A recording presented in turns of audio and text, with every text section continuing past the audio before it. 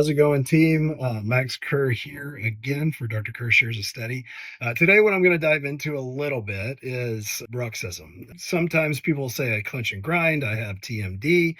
Sometimes people will say that my dentist told me that I clench or grind my teeth. I don't know because I'm asleep. What is that all about? This study specifically talks about the effect of the arousal threshold on sleep bruxism, intensity in coexisting sleep apnea and sleep bruxism, polysomnographic study.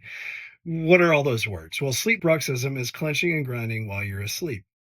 And what we see for the patients that happen to clench and grind while they're asleep, they're at a higher likelihood of having sleep apnea. We believe that sleep apnea actually causes clenching and grinding.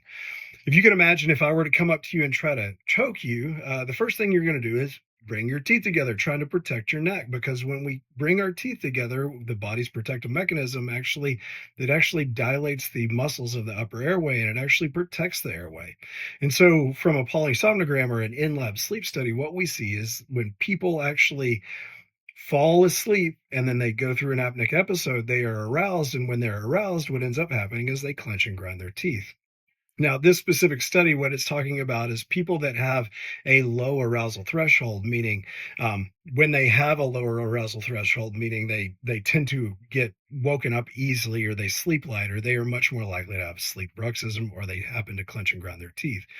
Now, the question is, well, what causes low arousal threshold? Well, if you're choking yourself every single night, then your body will react to it and learn from that. And so when you have sleep apnea, when you have snoring and clenching and grinding, your body's going to recognize that, hey, when I go to sleep, you're going to choke me, and so I'm just going to make sure that I awake really quickly so that way my oxygen rate doesn't drop.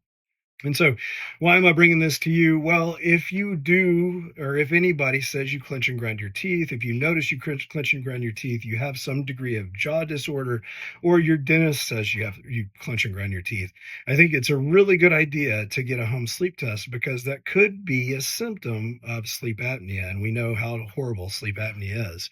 And so if you have any questions about any of that, if you're concerned about clenching and grinding, if you're concerned about jaw disorder or anything, just always reach out. Again, Max Kerr at Sleep Better Austin, and I hope you have a wonderful rest of the day.